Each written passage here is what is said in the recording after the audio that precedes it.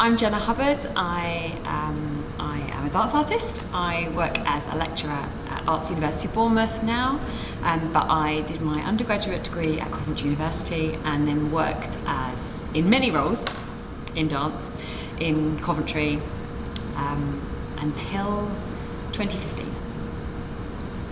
I'm Lily Hayward-Smith and currently in Coventry working for the Centre for Dance Research as a research support administrator.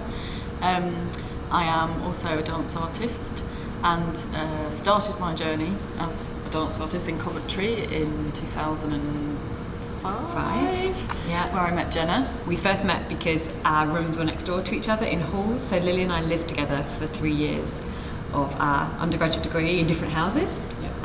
But that was where we actually first met. Yeah. In the halls, and I suppose over our degree we had a number of projects that we ended up dancing for one another in our projects. So I have a really distinct memory of us dancing around Ellen Terry in Lily's second year project, which we haven't spoken about for a long time, where I danced inside a duvet cover as part of your improvisation with objects project that you were doing. And then in the third year you danced in my final project, which was in the cathedral ruins in Coventry. Yeah, so being in Ellen Terry, that's kind of our introduction almost to dance in the city, and we spent a lot of time exploring that building, but quite quickly went out into the actual city itself. I think possibly because of what the course was like and who our lecturers were and what we were being encouraged to do. I feel like that happened quite quickly. It did. We had a really distinctive unit in second year with Polly Hudson, where we went out. I think we went out. I don't think that was necessarily the project, but we went outside and we danced in the Lady Herbert Garden by the Transport Museum, which was our first real experience, wasn't it, of making work in an outside outside environment that isn't a performance space. Well, it was the site. We had this site-specific module. Yeah. And so I have a lot of memories of being encouraged to really engage with the space and allow the space to kind of come in and sort of get away from the kind of initial ideas of dancing just for the sake of dancing and the kind of aesthetic look of what we were doing, which is often how it kind of comes in a studio space. So yeah, the Lady Herbert's Garden, I really vividly remember being in that space, talking to each other about what was in that space and moving around. I remember drawing a lot in that space and writing a lot, and being reminded that you don't have to dancily dance. You don't have to move in that way to engage with the space, and that felt really like a turning point in our practices, I think. Yeah. And actually, just going back, I'd forgotten about that project with the objects. Yeah. Because I think that was almost the very beginning for me of what my practice has been like the whole time. And kind of most of the work that I've done or we've done together has involved some kind of object and not just being about the kind of body in space. And then I suppose we had this funny moment where we graduated from our BA, and we both chose to stay here and made Coventry our home. Separate homes at that point. Yeah. But we did then live together again in 2014, where I lived with Lily and their daughter and Mike and daughter Olivia for some months. And I suppose up until that point we'd had these, from graduation until I moved out of Coventry, we had all of these overlapping roles, I think we can call them, where we were performing together, but we also had times where we were doing Centre for Dance Research administration roles, and Decoda and summer dancing project roles where we overlapped all the time, and our friendship was sort of this funny hybrid, wasn't it, at that time, of work and friends and family, I suppose. Yeah, it was very much intertwined, and I think because Decoda, or what was summer dancing first, that was like our second year that kind of began. Of our BA? Yeah. Yeah, there was something at the end of our second year. Yeah, which actually I wasn't here for. I was away. And you started that with Katie. Katie and Amy. Not Amy, who wasn't here yet. No, Amy wasn't here yet. And that, I feel like that festival, and then what became Decoda and all the work that we did, if we didn't have that, I wonder kind of what actually our continuing relationship with dancing and Coventry and each other would have been. Yeah. Would we have stayed? Kind of that really solidified, I think, my feeling of like belonging and being and working in Coventry. Decoda felt really significant for me. That Decoda offered this incredible space, didn't it, for experimentation and new ideas, and not feeling like you were producing outputs, but that you were engaging in the practices. And we had all these incredible artists come to the city as part of the Summer Dancing Festivals, as well as Decoda Making Space, and which was a residency. And what were the weekend ones called? Workshops. We'll just call them workshops. We had these incredible artists come and share their practice here, but that everyone was. Katie really instilled in all of us, didn't she, this value of the practice leading it, and not the performance element or an output element leading things, and that really informed the way we worked. Yeah, there was a lot of space for like kind of making and exploring and process, and very kind of much less about we're just putting on a show. And I think we invited a lot of people in to Coventry, into the spaces we were using to do that. And so, because it was very process-led, Coventry became part of it for many of those people. Yeah. Even if they were just here literally for those kind of few weeks. Yeah.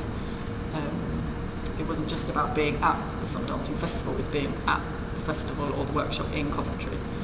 And so we were third years, and we were wandering around the VIP reception, watching Natalie and Sarah and Katie improvise, and Polly improvise around the building. Yeah. And we were just about to graduate, and this space suddenly appeared for graduate support, and I think that probably had quite a lot to do with us feeling like we could stay here as well. Yeah. And Summer Dancing in Decoda was based here, in that room in there. Yeah. For quite a number of Fridays, where we would all spend Fridays doing summer dancing prep, and it kind of allowed us to kind of graduate away from the university in a way, and be kind of own a space that was more about us kind of working as Decoda in a space, and not just part of what being in the university. There was something about that time though that felt like everything was really self-motivated. So we had this Wednesday improvisation group, Wednesday nights in ice, and we'd meet, and it was completely self-sustaining. So there were a group of artists like David Bennett and Oliver Scott and Nama Spitzer, and musicians Noah and Michael Lecourt, right? And the two of us, and we'd come together with others who would join us more infrequently, but we'd come together every Wednesday night, and we would jam, and that was self-sustaining and self-led. And then alongside that there was the Empty Shops work, which felt like it was sort of artist-led, and then we had Decoda that was doing artist-led work and researchful work, and it felt like a moment of everybody being really generous about grassroots projects and startup projects. One of the things that I think is really interesting about our Coventry dancing life together is that from your MA project, we have spent a lot of time playing with this idea of what do we remember, and how do we work with memories in improvisation. And the way that often when you're dancing, and you're improvising, you try and stick to a task. And the whole practice that we've developed together is this idea that you let any memory or any person or any feeling or sensation just become part of what you're doing. So I think there's something really wonderful about that our memories of dancing in Coventry are so layered with us remembering what we're doing in each space every time. Yeah. That makes them feel really messy in a very positive way. So memories of dancing in the cathedral in my third year project, alongside dancing with Helen Poyner in that space. Yeah. And you talked about dancing in that space again more recently, without me. Sometimes. There's so much layering, and it's hard sometimes to separate the different things that we've done, because they have all informed one another because of this process we work with, and I feel like it's we talk about often it was my project and my MA project, but it's as much, the process is as much yours. It feels like it's evolved into becoming something shared. Yeah, it's definitely shared, definitely. Because obviously we did the kind of last thing we've really done properly together was the Summer Dancing Archive project, which was completely ours. Everything, I think, is partly because the way I've always worked, I feel like I can't get rid of what's come before. It's there, whether you acknowledge it or not in your work. Everything you've done previously, moving wise or anything in your life has always been there. So I think the initial project I did was actually about looking at childhood memories, and then from there it's just kind of built, and the work sort of became more about actually remembering the work, remembering each other, remembering dancing with each other. And you remember in my MA, I think the final thing we did was in Ellen Terry, we did the circle with the overhead projector. So we would write on the acetate paper, and people would see things come up. We would ask each other questions, and also we gave bits of paper with sort of questions to the audience and they occasionally would sort of say things back. And so writing, not just working with kind of the voice and the object, but writing actually has been quite a large part of not just the process, but the kind of performative aspect of it. Yes, every piece we've made, I think, every piece we've made together has been about interdisciplinary improvisation practice, whether that's writing, improvisation, or moving or speaking. And we've had several iterances of our work together now. So the initial ones were in Ellen Terry, but then we had a version that was in the Summer Dancing Festival in the cathedral, in one of the crypt spaces, where we had this great big roll of paper through the middle of the space that we invited the audience to write their memories of the space and us, and all these sort of complex layers of the way the body remembers and the memories we hold. And one of my favourite memories from that piece was your mum arriving into the crypt, and the nature of the work meant that then I went into a big story about being in Scotland with you and your mum and dad and climbing a mountain, and that became part of our movement, and now every time I think of that performance I also think of Scotland. So the way that those memories now just join together and are quite seamless. And it's memories of not only us being together as artists and colleagues, but as friends in our kind of the friendship and being part of each other's families. The City Council did these small arts grants. Yeah. Do you remember? Yeah, the small arts grants. They gave enough seed funding for a brand new project every time, and that was incredible, because that we were able to start ideas and start initiatives. I mean, Summer Dancing in Decoda, we were ran on a lot of those small arts grants for a few years.